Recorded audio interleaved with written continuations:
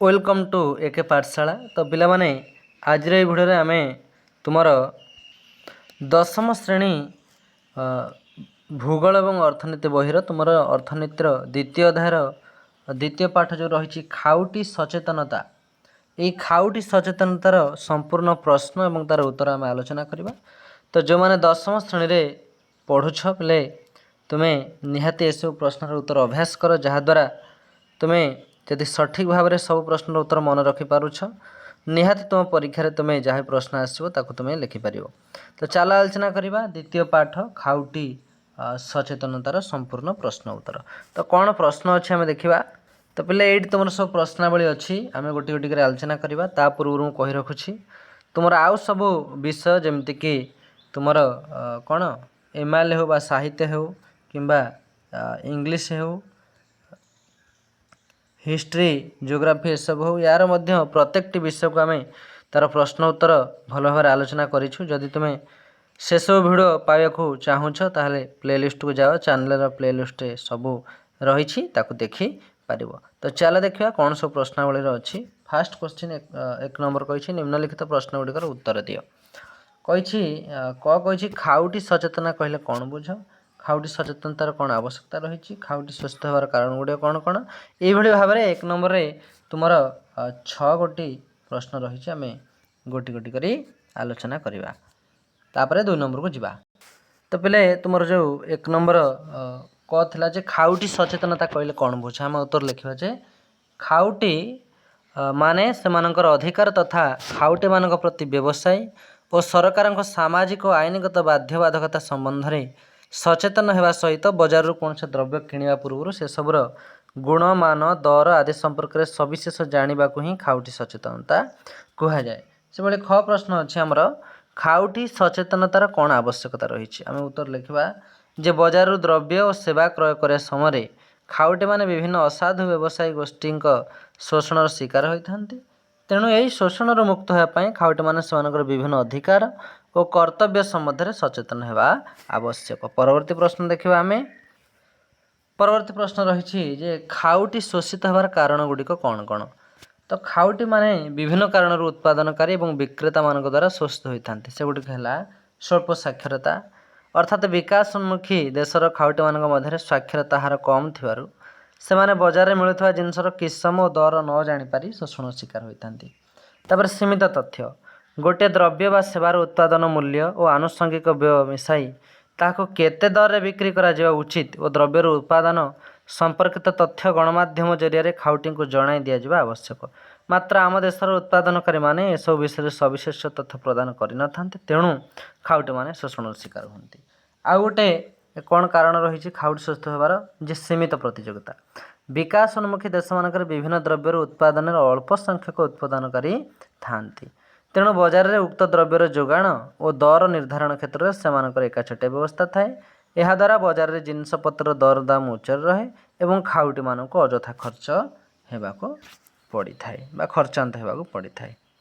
एति लिखिबा बेले जे सीमित प्रतियोगितार को बा खाउटी शोष होवार कारण गुड़ मध्य जो सीमित प्रतियोगिता किभली भाव में काम करता है। आउ कौन कारण रही।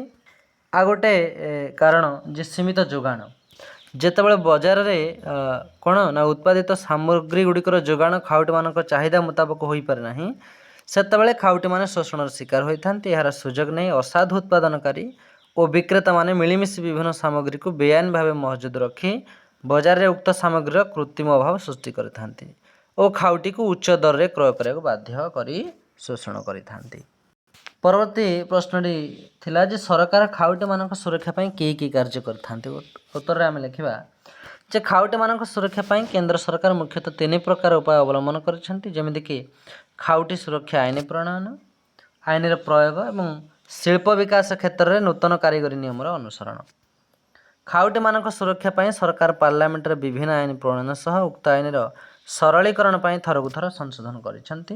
साधारण बंटन प्रणाली माध्यम नित्य व्यवहार्य द्रव्यर बंटन व्यवस्था करिसेंती। विभिन्न उत्पादित द्रव्य उपरे गुणमानर मोहर लगाई बाध्यतामूलक करा जायछि।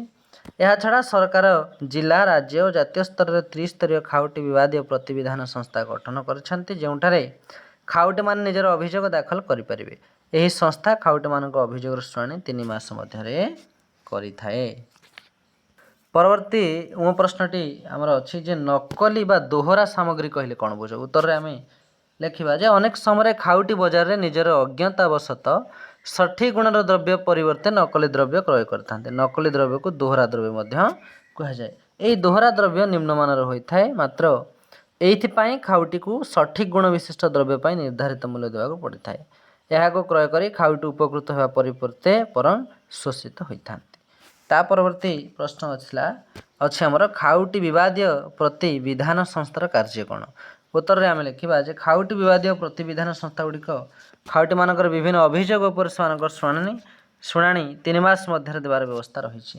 ଏହି ଆଇନ ଅନୁଯାୟୀ ରାଜ୍ୟ ଓ କେନ୍ଦ୍ର ସରକାର ଅଧୀନରେ ଖାଉଟି କଲ୍ୟାଣ ସମ୍ବନ୍ଧୀୟ ବିଭିନ୍ନ ବିଭାଗମାନ ସ୍ଥାପନ କରାଯାଇଛି। ଏହି ବିଭାଗମାନ ଖାଉଟିମାନଙ୍କ ଅଧିକାରର ସୁରକ୍ଷା ନିମନ୍ତେ କାର୍ଯ୍ୟ କରୁଛନ୍ତି। ତ ପରବର୍ତ୍ତୀ ପ୍ରଶ୍ନକୁ ଯିବା ଆମେ। ତ 1 ନମ୍ବରର ସମସ୍ତ 6 ଗୋଟି ଯେଉଁ ପ୍ରଶ୍ନ ଥିଲା ଆମେ ଆଲୋଚନା କଲେ। 2 ନମ୍ବରକୁ ଦେଖିବା। 2 ନମ୍ବର କହୁଛି ସଂକ୍ଷିପ୍ତ ଟିପ୍ପଣୀ ଲେଖ। କ'ଣ ସଂକ୍ଷିପ୍ତ ଟିପ୍ପଣୀ? ସୀମିତ ପ୍ରତିଯୋଗିତା, ଖାଉଟି ଅଦାଲତ, ଖାଉଟି ସୁରକ୍ଷା ଆଇନ, ମିଥ୍ୟା ଓ ଅସମ୍ପୂର୍ଣ୍ଣ ତଥ୍ୟ। ତାପରେ ଆମେ ଟିପ୍ପଣୀ ଲେଖିବା। ତ ସୀମିତ ପ୍ରତିଯୋଗିତା କ'ଣ ନା ବିକାଶୋନ୍ମୁଖୀ ଦେଶମାନଙ୍କରେ ବିଭିନ୍ନ ଦ୍ରବ୍ୟ ଉତ୍ପାଦନ କ୍ଷେତ୍ରରେ ଅଳ୍ପ ସଂଖ୍ୟକ ଉତ୍ପାଦନକାରୀ ଥାଆନ୍ତି। ତେଣୁ ବଜାରରେ ଉକ୍ତ ଦ୍ରବ୍ୟଗୁଡ଼ିକର ଯୋଗାଣ ଦର ନିର୍ଦ୍ଧାରଣ ସେମାନଙ୍କର ଏକଚାଟିଆ ବ୍ୟବସ୍ଥା କ'ଣ ଦେଖାଯାଇଥାଏ। ଏହାଦ୍ୱାରା ଜିନିଷପତ୍ର ଦରଦାମ ଉଚ୍ଚ ରହେ ଓ ଖାଉଟିଙ୍କୁ ଉକ୍ତ ଦ୍ରବ୍ୟ କ୍ରୟ କରିବାରେ ଅଧିକ ଖର୍ଚ୍ଚାନ୍ତ ହେବାକୁ ପଡ଼ିଥାଏ। ଏପରି କ୍ଷେତ୍ରରେ ବିଭିନ୍ନ ଜିନିଷର ଦର ନିର୍ଦ୍ଧାରଣରେ ଉତ୍ପାଦନକାରୀ ଓ ବ୍ୟବସାୟୀମାନେ ଅଧିକ କ୍ଷମତାଶୀଳ ହୋଇଥାନ୍ତି। ତାପରେ କହିଛି ଖାଉଟି ଅଦାଲତ। ତ ଖାଉଟି ଅଦାଲତ କହିଲେ ଯେ ଖାଉଟି ସୁରକ୍ଷା ଆଇନ ଅନୁଯାୟୀ ଆମ ଦେଶରେ ତ୍ରିସ୍ତରୀୟ ଖାଉଟି ବିବାଦୀୟ ପ୍ରତିବିଧାନ ସଂସ୍ଥାମାନ ସ୍ଥାପନ କରାଯାଇଛି। ସେଗୁଡ଼ିକ ହେଲା ଜାତୀୟ ସ୍ତରରେ ଜାତୀୟ ଖାଉଟି କମିଶନ, ରାଜ୍ୟ ସ୍ତରରେ ରାଜ୍ୟ ଖାଉଟି କମିଶନ ଓ ଜିଲ୍ଲା ସ୍ତରରେ ଜିଲ୍ଲା ବିଚାର ମଞ୍ଚ। ଏହି ଅଦାଲତରେ ଖାଉଟିମାନଙ୍କ ଅଭିଯୋଗରେ ଶୁଣାଣି ଓ ବିଚାର 3 ମାସ ମଧ୍ୟରେ ହୋଇଥାଏ ଓ ଖାଉଟିମାନଙ୍କ ସୁରକ୍ଷା ନିମନ୍ତେ ବିଭିନ୍ନ କାର୍ଯ୍ୟାନୁଷ୍ଠାନ ଗ୍ରହଣ କରାଯାଇଥାଏ। ତ 2 ନମ୍ବର କ ଖ ଆମେ 2ଟି ପ୍ରଶ୍ନର ଉତ୍ତର ଆଲୋଚନା କଲେ। ତାପରେ ଗ ଦେଖିବା କ'ଣ ଗ ଅଛି। ଗ ପ୍ରଶ୍ନ ରହିଛି ଖାଉଟି ସୁରକ୍ଷା ଆଇନ। ତ ଖାଉଟିମାନଙ୍କ ସୁରକ୍ଷା ପାଇଁ ସରକାର ପାର୍ଲିଆମେଣ୍ଟରେ ବିଭିନ୍ନ ଖାଉଟି ସୁରକ୍ଷା ଆଇନ ପ୍ରଣୟନ କରିଛନ୍ତି ଏବଂ ଏହାକୁ ସରଳୀକରଣ କରିବା ପାଇଁ ସେଥିରେ ଥରକୁ ଥର ପରିବର୍ତ୍ତନ ମଧ୍ୟ ଅଣାଯାଉଛି। ଏହି ଆଇନ ଅନୁଯାୟୀ ଜାତୀୟ, ରାଜ୍ୟ ଓ ଜିଲ୍ଲା ସ୍ତରରେ ଖାଉଟି ବିବାଦୀୟ ପ୍ରତିବିଧାନ ସଂସ୍ଥା ସ୍ଥାପନ କରାଯାଇଛି। ଏହାଛଡ଼ା ସାଧାରଣ ବଣ୍ଟନ ପ୍ରଣାଳୀ ମାଧ୍ୟମରେ ନିତ୍ୟ ବ୍ୟବହାର୍ଯ୍ୟ ଜିନିଷର ବଣ୍ଟନ ବ୍ୟବସ୍ଥା ଓ ଦ୍ରବ୍ୟ ଉପରେ ଗୁଣମାନର ମୋହର ଲଗାହେବା ବାଧ୍ୟତାମୂଳକ କରାଯାଇଛି। ଘ ପ୍ରଶ୍ନ ଅଛି ମିଥ୍ୟା ଓ ଅସମ୍ପୂର୍ଣ୍ଣ ତଥ୍ୟ। ଉତ୍ପାଦନକାରୀ ଓ ବିକ୍ରେତାମାନେ ସେମାନଙ୍କର ଦ୍ରବ୍ୟର ବିକ୍ରୟ ନିମନ୍ତେ ଗ୍ରାହକମାନଙ୍କୁ ଆକର୍ଷିତ କରିବା ପାଇଁ ବିଜ୍ଞାପନରେ ମିଥ୍ୟା ଓ ଅସମ୍ପୂର୍ଣ୍ଣ ତଥ୍ୟ ପ୍ରଦାନ କରିଥାନ୍ତି। ଏହିସବୁ ବିଜ୍ଞାପନରେ ଉତ୍ପାଦିତ ଦ୍ରବ୍ୟର ଗୁଣ, ମାନ, ବିଶ୍ୱସନୀୟତା, ନିରାପତ୍ତା ଏବଂ ବ୍ୟବହାରର ସମୟସୀମା ବିଷୟରେ ସଠିକ୍ ସୂଚନା ଦିଆଯାଇନଥାଏ। ତ ପିଲେ ତୁମ 2 ନମ୍ବର ସମସ୍ତ ପ୍ରଶ୍ନର ଉତ୍ତର ଆମେ ଆଲୋଚନା କଲେ। 3 ନମ୍ବର କହିଛି ପାର୍ଥକ୍ୟ ଦର୍ଶାଅ। 2ଟି ପ୍ରଶ୍ନ ଅଛି। ନିମ୍ନମାନର ଦ୍ରବ୍ୟ ଓ ଅପମିଶ୍ରିତ ଦ୍ରବ୍ୟ ଭିତରେ ପାର୍ଥକ୍ୟ ଆଲୋଚନା କରିବା ଏବଂ ଖାଉଟି ଅଧିକାର ଓ ଖାଉଟି କର୍ତ୍ତବ୍ୟ ମଧ୍ୟରେ ପାର୍ଥକ୍ୟ ଆଲୋଚନା କରିବା। ତ ନିମ୍ନମାନର ଦ୍ରବ୍ୟ ଓ ଅପମିଶ୍ରିତ ଦ୍ରବ୍ୟ ଭିତରେ କ'ଣ ପାର୍ଥକ୍ୟ ନା ଅନେକ ସମୟରେ ଖାଉଟିମାନେ ନିଜର ଅଜ୍ଞତାବଶତଃ ବଜାରରୁ ନିମ୍ନମାନର ଜିନିଷ କ୍ରୟ କରି ଅସୁବିଧାରେ ପଡ଼ିଥାନ୍ତି। ଉଦାହରଣ ସ୍ୱରୂପ ନକଲି ଔଷଧ ସେବନ ଓ ନିମ୍ନମାନର ଗ୍ୟାସ୍ ଚୁଲାର ବ୍ୟବହାର ଦ୍ୱାରା ମଣିଷ ମୃତ୍ୟୁ ମୁଖରେ ପଡ଼ିବାର ସମ୍ଭାବନା ମଧ୍ୟ ଥାଏ। ସେମିତି ଅପମିଶ୍ରିତ ଦ୍ରବ୍ୟ କହିଲେ ଯେ ଖାଉଟିମାନେ କ୍ରୟ କରୁଥିବା କେତେକ ଦ୍ରବ୍ୟରେ ଅପମିଶ୍ରଣ ହୋଇଥାଏ। ଉଦାହରଣ ସ୍ୱରୂପ ପେଟ୍ରୋଲରେ କିରୋସିନ, ଚାଉଳରେ ଗୋଡ଼ି, ତେଲରେ ଅଗରା, ଚିନିରେ ବାଲି ଓ ଚାରେ ଚମଡ଼ା ଗୁଣ୍ଡ ମିଶାଇ ଅପମିଶ୍ରିତ ଦ୍ରବ୍ୟ ପ୍ରସ୍ତୁତ କରାଯାଇ ଖାଉଟିମାନଙ୍କୁ ବିକ୍ରି କରାଯାଏ।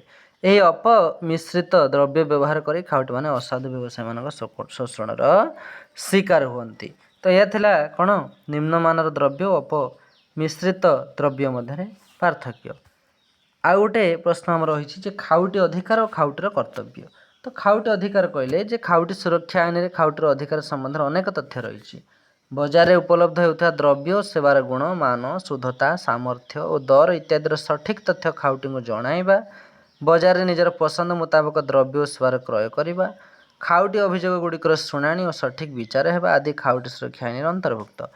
ଖାଉଟିର କର୍ତ୍ତବ୍ୟ କଥା ଯଦି ଆମେ ଦେଖିବା ଖାଉଟିମାନେ କୌଣସି ଦ୍ରବ୍ୟ ବା ସେବା କ୍ରୟ କରିବା ସମୟରେ ସେଗୁଡ଼ିକର ଗୁଣ, ମାନ, ଶୁଦ୍ଧତା ପ୍ରତି ସଚେତନ ରହିବା ଦରକାର ଏବଂ ପ୍ରତ୍ୟେକ ଦ୍ରବ୍ୟ କ୍ରୟ କରିବା ସମୟରେ ଦେୟ ଦେଇ ତାହା ପରିବର୍ତ୍ତେ ରସିଦ ମାଗିବା ଆବଶ୍ୟକ। ବ୍ୟବସାୟୀମାନଙ୍କ ଶୋଷଣ ବିରୁଦ୍ଧରେ ଖାଉଟି ସଂଗଠନ ଜରିଆରେ ସେମାନଙ୍କର ଦାବି ଉପସ୍ଥାପନ କରିବା ମଧ୍ୟ ଆବଶ୍ୟକ। ତ 3 ନମ୍ବର ଯେଉଁ ଦୁଇଟି ପ୍ରଶ୍ନ ଥିଲା ତାକୁ ଆମେ ଆଲୋଚନା କଲେ। 4 ନମ୍ବର ଦେଖିବା। 4 ନମ୍ବର ଶେଷ ପ୍ରଶ୍ନ ଏଠି କହିଛି ଶୂନ୍ୟ ସ୍ଥାନ ପୂରଣ କର। କହିଛି ଯୁକ୍ତରାଷ୍ଟ୍ର ଆମେରିକାରେ ଖାଉଟି ଅଧିକାର ସମ୍ବନ୍ଧୀୟ ଇସ୍ତାହାର ଡ୍ୟାସ୍ ମସିହାରେ ପ୍ରକାଶିତ ହେଲା। ତ ଏହାର ଉତ୍ତର ଆମେ ଲେଖିବା ଯେ ଯୁକ୍ତରାଷ୍ଟ୍ର ଆମେରିକାରେ ଖାଉଟି ଅଧିକାର ସମ୍ବନ୍ଧୀୟ ଇସ୍ତାହାର ଡ୍ୟାସ୍ ମସିହାରେ ପ୍ରକାଶିତ ହୋଇଥିଲା ନା ଏହାର ସଠିକ୍ ଉତ୍ତର ହେବ ଏଠି ତୁମେ ଲେଖିବ ବୋଲେ 1962।